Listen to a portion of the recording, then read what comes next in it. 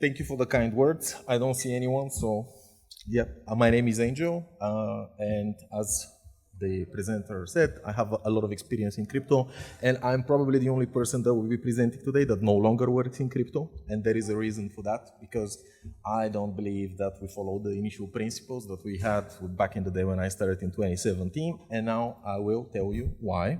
Yeah, thank you for that.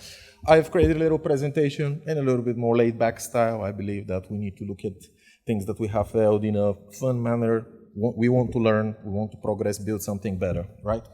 So, a major point in building Web3 communities and Web3 products obviously is the form of gamification. So that's why I chose this amazing pixel design for the presentation. Right. Again, I want to start with my opinion on these three topics. The main three failures of Web3 for me are, first of all, communication with community, misunderstanding business objectives, and then failure of talent. These are the three main concepts which has led us to fighting the wrong battle and then getting the wrong rewards at the end, right? And here we're starting with something from Charlie Munger, which obviously is very famous, and states, show me the incentives and I will show you the outcome. And every single time that we had a cycle in Web3, this has been probably the most descriptive, I would say, statement. You had the ICO. The only incentive was to get money, and what was the end effect? Someone got money, no products developed. Then we got the NFTs. Again, what was the incentive? Just make money out of resales. 2 years later, no one is hearing about NFTs. I really hope, and I'm praying that we start building better products. But why this is happening? Why the end result of all of our efforts, your efforts, participation, people that are building, why are they leaving us these results? First, for me, is that's what a person sees when they enter the Web3 space. This is a cacophony of different types of information coming from people with various reputations. There are popular people like the guys here on the images who have scammed multiple times without any repercussion, and they have built a very negative connotation to the business itself. Allowing these people to freely scam people without repercussions is a responsibility of us as builders, as well as the regulators, which we so much fear and we want to escape from. Without the guardrails, we have actually turned a lot of the people who could have been advocates for Web3 for progress into exit liquidity. And there's so much time that you can, so many times, that you can spend as being someone else's cash out. You know, this is happening right now on Pump.fund. This is happening on many different types of platforms where the only goal is interactions and therefore fees. Now, if the platform is generating fees, they don't care. Binance did not care in 2017 with their ICO platform, whether you're winning or losing. They just wanted to get fees and get this profit, so they get more tokens of their own. Now, this is not a problem exclusively for Web3. Right now, there's something very dangerous happening in US and Europe. It's called buy now, pay later. This is an absolute plague to society. You should not be supporting any models like this.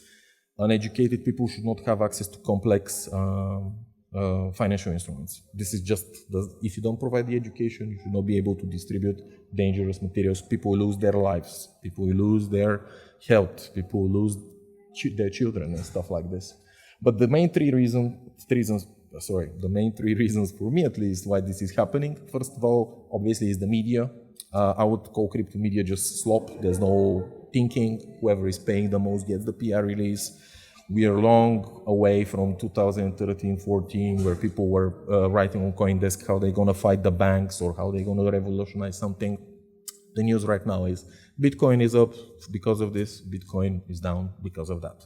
I find this extremely unuseful for new people, and I think that we need to change the way that we introduce people, because if the only thing that they see from the get-go is money, the only thing that at the end they'll think as is money. Now, the main problem with this is in 2017, in the early days with the ICOs and all the stuff, there is a popular saying, do your own research, right? But what is the research based on? I'm a new person. How do I find the information? Well, I look at these websites. If all of the available information is predefined wrong or misleading, how would you say that doing your own research is helping you somehow? Right, for me, this is complete lack of responsibility from people who are making the actual money. And then Specifically in the NFT days, right? In the ICO days, we did not have that many problems with community because the ICOs were created separately. We did not have the infrastructure to create these things like Discord channels or Telegram stuff. Everything was, you go on their website, you find the contract, you do the analysis, and then you make your own decisions. You know, I participated in the ICO of Tron, which is in Ether Delta. You know, we're talking 2017 at some point. Everyone was from their own. We were paying like $100 of fees to buy $100 of tokens. You know, because the main motivator when the only thing that you see is money is greed. And greed is not a vehicle to deliver progress, at least in my opinion. Now, to understand the game, we obviously need to understand what are the players, right? Let's imagine that we are building a product and we want to know who will be creating our product, right? There's a design problem, but that's something else. Now, the three motivations for people who participate in crypto in general. There's more, but these are the main ones, right? First are motivated by price. Whatever has the highest percentage, whatever platform gives me the most profit, I'm gonna use this, right? You cannot build around this unless you are providing the best service, in this case, meaning the most profitable service. And again, this becomes a problem because when competition arises, there's very few ways to create more value out of thin air. So then we move into the second layer of, let's call it balloon, which is, for example, an airdrop, right?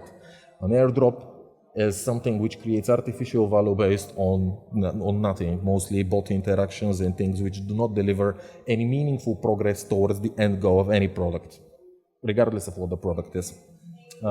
Just for context, we did an airdrop of a huge thing like last year. I'm going to give you more context on that later. It failed because of just literally one number.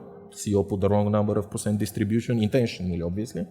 And then the whole project went to nothing out of 600, 700 million. So you can see how these things are very dangerous. Now, the second group of people is focused on worth.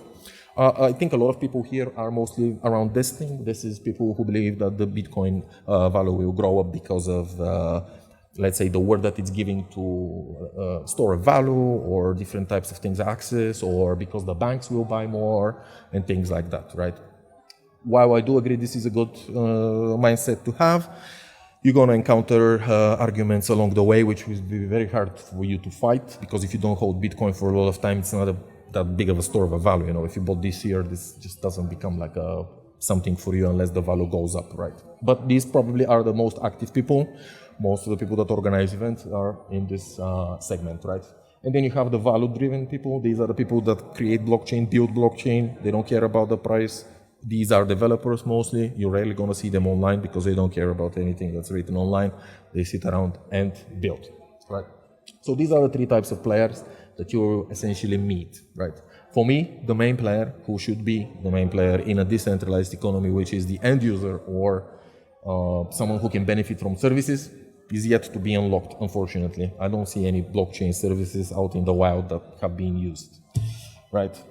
Now, for me, the biggest issue, especially with founder teams, is the lack of understanding of what does it mean to deliver something, right? We've seen a lot of people promising a lot of things over the years based on limited information, because there's no secret CEO Telegram where people are getting their own secret information to build better products. You're either good in what you do because of your experience and context and because of the problems that you've solved, or you just don't know what you're doing. And this type of, let's call it fake skill levels, or these type of CEOs that have created products based on ICOs or different things, they created an aura of authority around them without any cover when it comes to skill development or delivery, which at the end of the day is the most important part, right? Now, lack of expertise leads to obviously delivering some stuff which no one cares about. And let's say, for example, the whole NFT sphere.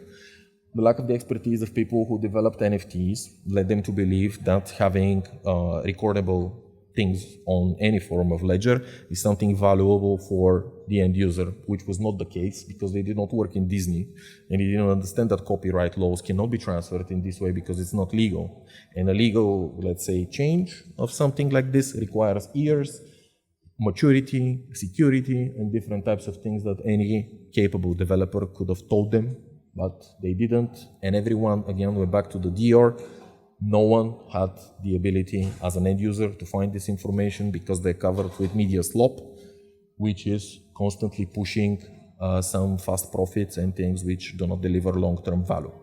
Now, this also created the second wave where people who have made some money based on, let's say, keeping their money in Bitcoin. You know, if you kept your money from 2017 in Bitcoin, you made a lot of money. Does this mean that you can develop products?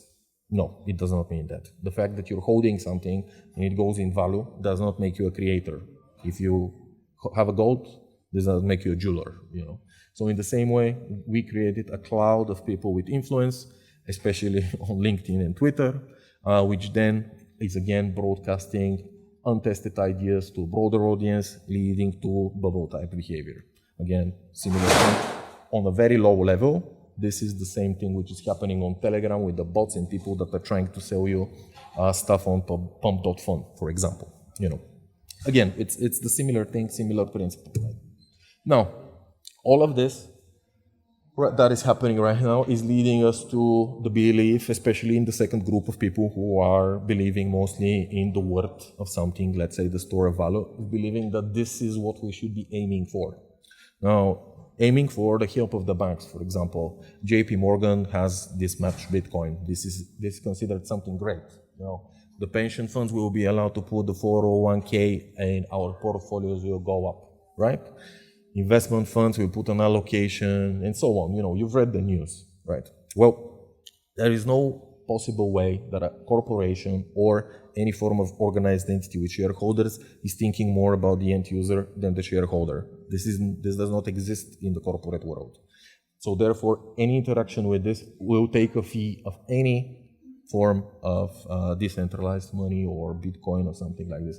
None of these parties will ever do a single step without profit. With a total amount of, let's say, for example, 21 million for Bitcoin or whatever it's the amount for other currencies, that means that every interaction will put more money into the hold of these people. And I find this extremely disturbing. I don't know about you. And it's not about the price of Bitcoin, because it doesn't really matter what's the price of Bitcoin if Coinbase holds 2 billion, JP Morgan holds 2 million, and the rest of the people hold this many, whatever millions of Bitcoins. I think that this is probably the biggest mistake, aiming for the wrong goal for the sake of profit in the long run, and then leading us to the space where we are right now, where there's literally zero interest in blockchain technology unless it's profit or unless some corporation has specific specific implementations that can help them manage something, which there already are products for this. They are part of other ecosystems and they can allow this type of development to happen. Right. Now, what is the final boss actually for me? Yeah. Now, to understand what's the final boss, obviously we need to return to ground zero. For those who can't read to the floor, this is engraved in the first block of Bitcoin. It says the time, 3rd of January 2009. The chancellor is on the brink of second bailout for the banks. Bitcoin was created to run away from the banks, going to the banks, giving them distribution, and any form of control over this type of decentralized currency goes against the initial belief of the people that build it.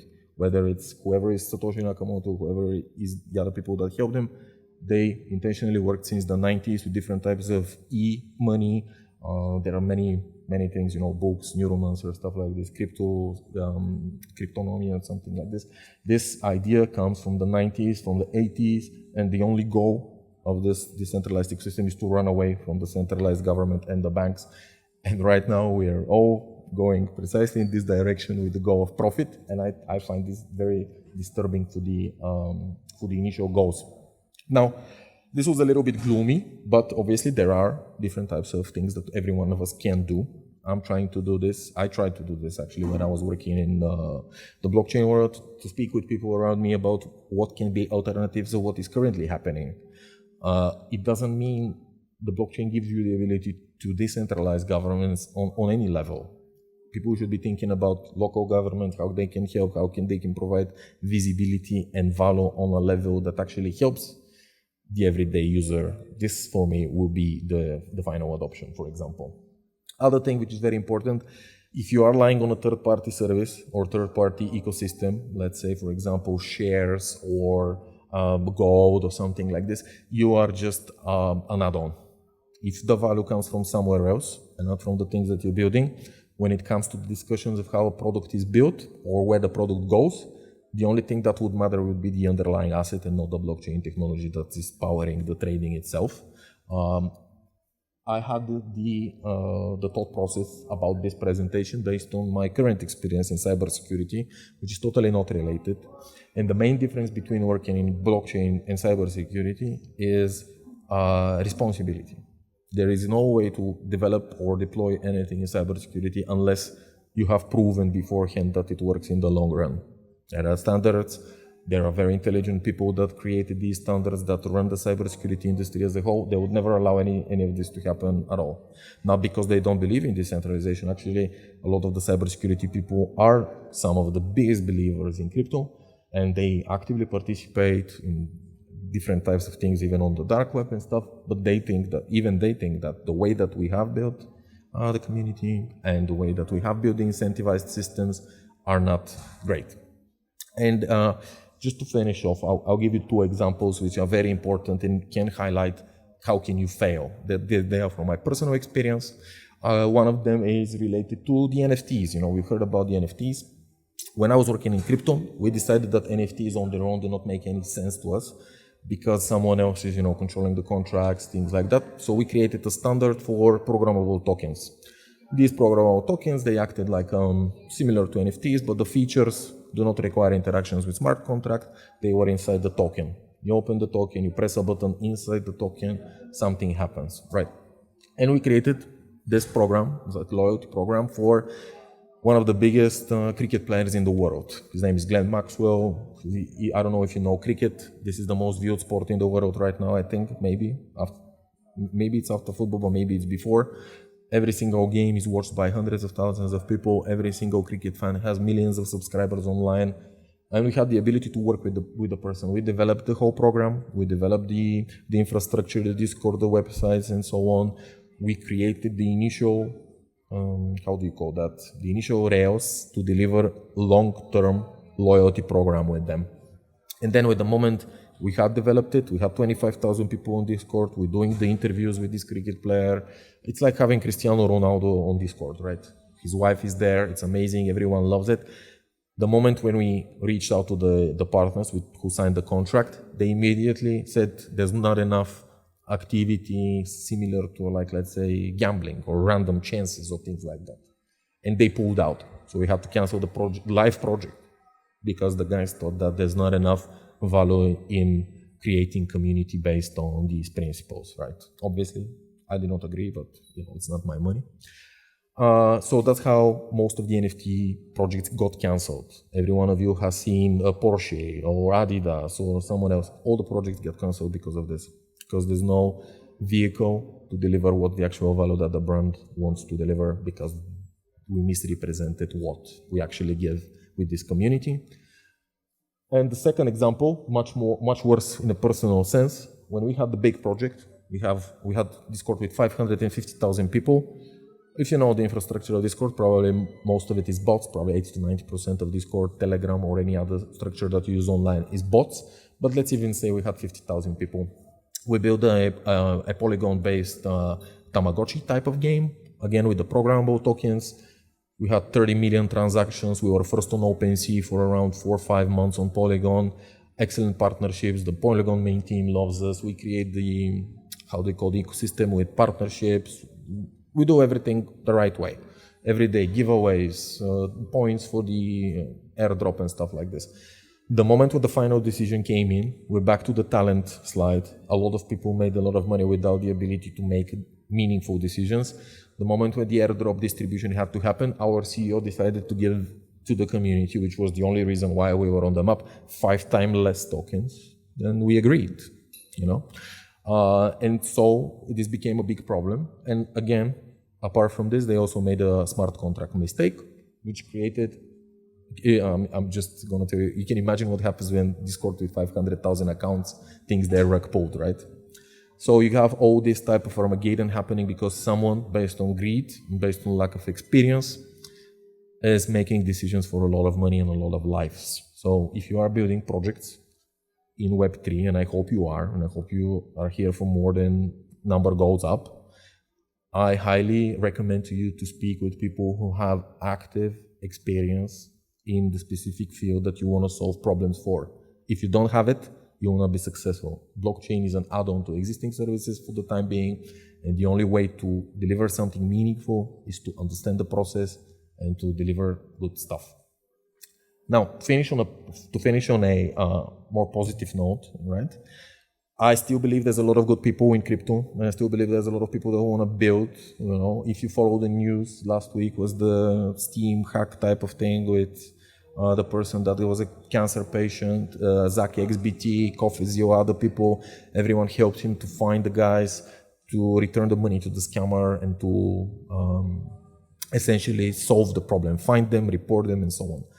But in an industry where probably Pump.Fun is listing 100,000 tokens per day, several people will unfortunately not make the spring, or several birds, as we say in Bulgaria, will not make the spring. So I beg you and pray for all of you to build and deliver reliable products with thinking of the future and learn from other people's mistakes so we can be better tomorrow. Thank you.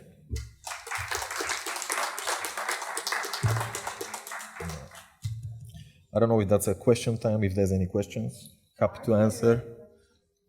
I don't see the people actually, so I don't know. It's okay. We see you. Oh. First of all, very nice presentation. Thank you. It seems to me that we live in late stage capitalism where everything is financialized, and crypto helps exacerbate this a lot. Would you agree that education is a very big, is in the root of all these problems that you had in the beginning of the presentation? So education is, let's say, not even only the crypto education. Any form of education right now is only I think, belief from the past. You know, what you consider education. Let's say if you go to school, the reason why schools were created, formal education was created, so people don't lose their hands when they work in the factory after the second industrial revolution. No, there was no government incentive to make you smarter. There's no such thing, right? People who are in power want to keep the power. Their children are in Harvard. Your children are not there. They create the relationships and so on. The education is the most important part, but saying education and delivering education are two very different things, right? And then the only way to educate people who are in danger in crypto is the education to be in the point of interaction. If the education is not in the wallet, if it's not on Pump.Fun, if it's not on the Binance, before you trade, you need to watch this course, you'll never be able to reach those people because of the media slope. No one will advertise an educational product which is not profitable. That doesn't make sense. Otherwise, yes. My answer is yes, but unfortunately, I don't see incentive from people to do it. Why Pump.Fun will make you smarter? This is the main problem, and that's why this is the whole reason for the presentation, because I want people to start thinking back again to the basics. You know, why they created this thing, why this ecosystem exists, right? Why? What's the name of that guy, the Binance CEO? He's not your friend. He has a PR team. I work in marketing and PR. Our CEO says what I say. He doesn't say what he thinks. Because thinking is something, let's say, expressing free opinion and stuff in a corporate world is a suicide. Because the way that people interact with data, the way people research, and when you live when you have shareholders, you know, Binance has, I don't know how many shareholders, it's impossible for them. Yeah, did I answer? Yeah. All right. So my next question is, do you find anything valuable of lately in crypto? Anything valuable of lately in crypto, like in terms of valuable innovation? In crypto? Yeah, in terms of innovation. Oh yeah, 100%. I find the basic, the whole infrastructure, you know, the way that the Bitcoin is built, this type of proofs, and the way that you don't need a third party, this is absolutely revolutionary. But I think that it should not be linked to price. The moment that you link, let's say, how do you call that, currency to price, then you lose the ability for people to use it, right? You cannot right now go buy cucumbers with 1 Bitcoin. Oh, however, because tomorrow Bitcoin costs more or less.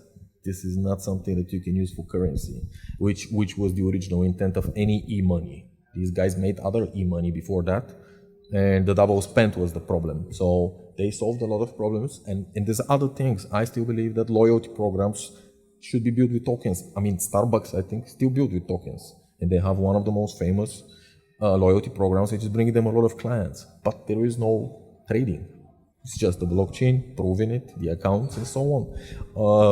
I don't remember. Maybe that's the name of the company. Third Web, for example. This was a company that does a lot of integrations, like Zapier, but for crypto. They had so many integrations back in the day where people can enhance the capabilities of their websites with Web3 functions. But most people don't use it because they want the crypto to go up, because their motivation is be in the green, not stay away from the government or banks. So yeah. No. Yeah, thank you. So my name is Konstantin Mikos. I'm a lawyer, and actually I would like to ask you, what do you think about the new regulation that are coming into force, and about the function of the state in regulating the crypto and making it less or more interesting as a financial tool, or just a tool for tokens, useful tools? Well, in the context, let's say, of Bulgaria, I guess probably mean the MiCA regulations. I don't know. Of Europe. Yeah. You have the European context and then the USA context. Yeah. But let's talk about the European context. Yeah. From the European context, specifically for the Bulgarian context, I wish all the government transactions are on-chain, because I want to know where my money is going. And I think there's a lot of benefit for the citizen of the European Union to get out of this. I'm not quite sure that will be implementing it this way, because I think that they will be going on to the e-money type of control way rather than the transparency way. And this will be a mistake for me. People will stay away from this. Also, if the European Union thinks that they can limit the use of, let's say, for example, the self-custody wallets, that's impossible. You cannot stop VPNs. I can install whatever I want, right? So it needs to be very careful, it needs to be business-oriented. It needs to solve the problems that the citizens have, not to control the money. Because if monetary control is the goal, they can achieve it, but they will then, first of all, break the dragon here, and then also they will not achieve anything because people will avoid using government issued e-money. I don't think that this will be helpful. In terms of identity, blockchain identity and things like that, 100% yes. I know there's some efforts related to this. As long as they don't bite the arm, I think the regulation is necessary, specifically in control for people who are just entering the crypto market. There needs to be something which is like a entry level, like for driving license or something like this. I don't know what it is, but something. Did I answer?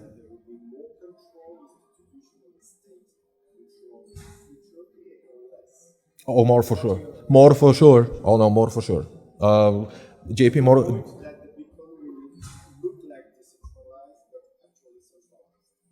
For me, it's already like that. You know. Well, 2 million bitcoins are owned by Coinbase in their wallet. So if you think that any currency has 10% of its whole in a single place and that's decentralized, I don't know, I can help. There's also, the guy, Michael Saylor, he has a lot. Yes, he's doing a lot of the community, but 5% of the total value or whatever. JP Morgan has a lot. And again, we're returning to the motivation. Bankers are motivated by profit. I don't blame them. This is their prerogative. They should be with this, but we allowing them to control the decentralized process is an illusion because they don't have this goal. Not at all. I'm sure that this is not a word that they use in a sentence at all in the bank. So, yeah. I feel that you mentioned something about, just last thing, I know there's someone else, you mentioned something about the capitalism. In some place in the world, you're already there. The people in China that don't see the sunlight, they work in the factory, they have the net so they don't jump. What more is there for to reach Blade Runner, It's just the tech that you don't see, the holograms. Basically, it's the same. Some places you see them. Thank you. I don't want to, delay the other people, Give a round of applause. Thank you.